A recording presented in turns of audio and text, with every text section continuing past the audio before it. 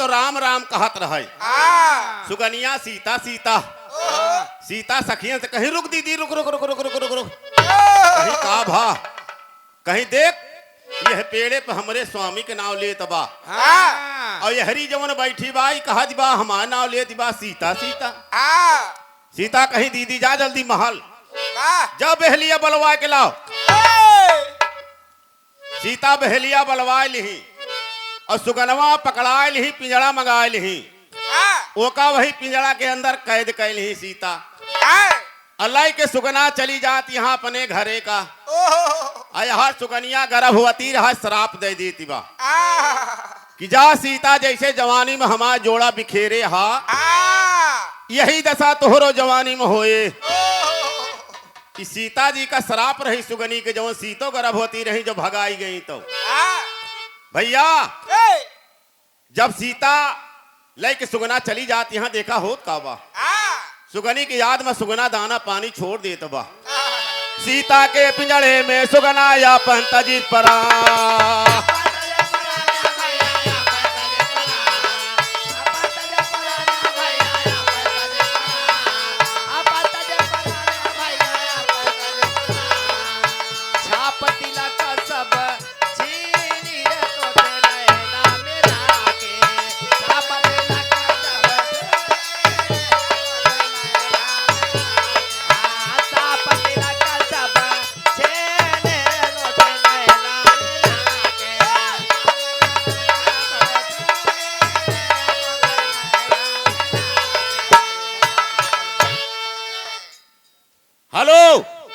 घर मलकिन जी के हाथों से महान माया 50 रुपया की दातार सुखी रखे।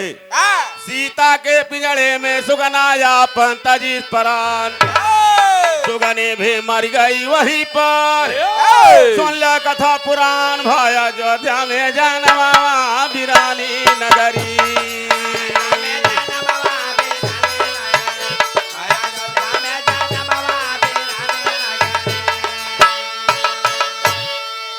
सुगनवा मर गया सुगना की याद में सुगनी मर गई दोनों जाए के अयोध्या में फिर धोबी और धोबैन बने धोबी धोबैन बने। सीता जी का जो रावण हर के लई गया ना अब भगवान राम लड़ाई लड़के सीता जी का वापस लेके आए अयोध्या। श्राप सीता जी के रही जब अयोध्या लेके आए सीता का लाई के अयोध्या में छोड़ देहन लेकिन हर भगत जी याद करते हैं लेकिन कहना बा कि है कि मोरे राम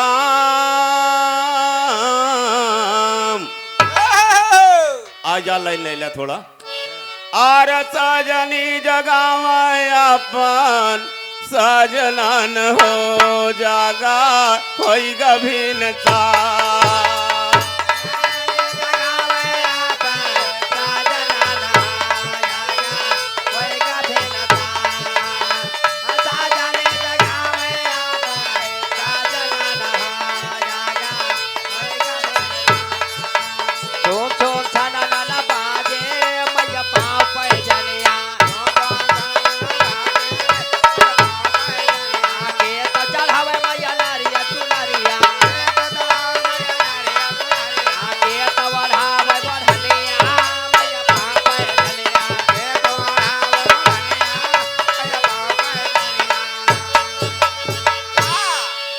भैया राम प्यारे खुड़ियापुर की पावन धरती से महान माया 51 रुपया कैसे भैया साजनी जगह अपन साजना न हो जागा होइगा भीन चा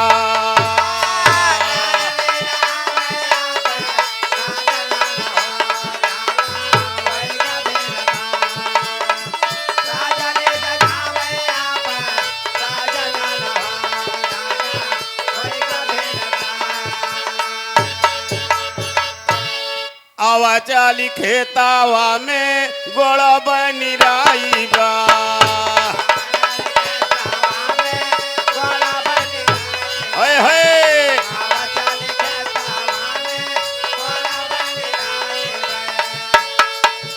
कई के में नहाता अपना फसल उगाई बाई।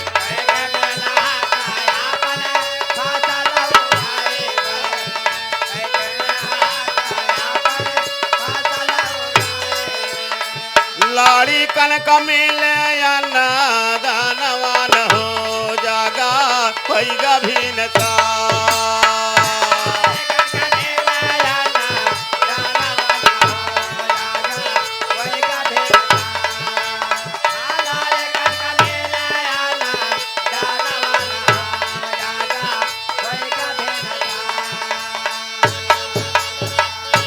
पांची बसेरा छोड़े बोले लागी कागा।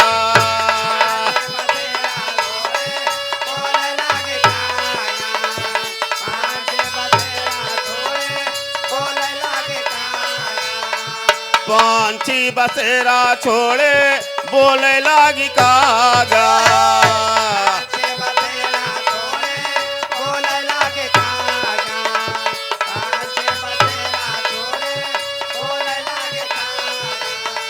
माई जी की गोदिया खेलना लाग लाला।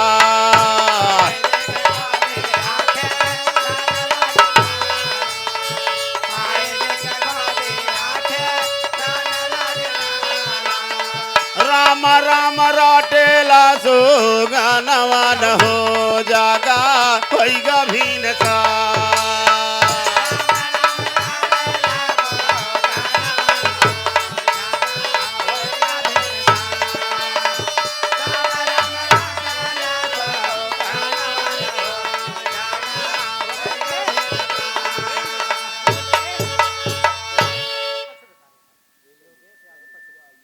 योगेश यादव पच्छो विसारे की पावन धरती से यानी 21 रुपया भैया। लेकिन देखें आज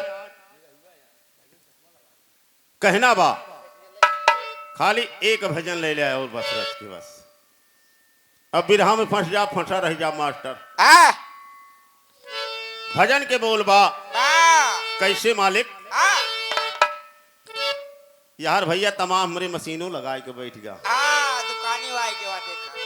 दुकान आएगा जहाँ गुटका ले लिया जहाँ पान ले लिया। हम तो कहीं कटघोड़ों वाली नाच या देखा इतना चश्मा लगाए हैं गिन ना सकते। अरे भाई जिन कहा 3 चश्मा है।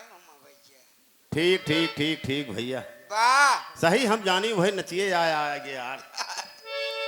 लेकिन भाबा मास्टर भजन के बहुत पुरान भजन हमें याद आएगी एक थी मालिक।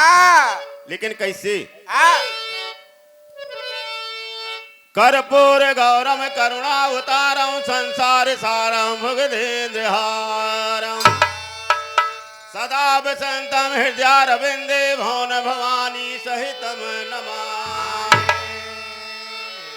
लेकिन भजन बा मास्टर कैसे कि हाय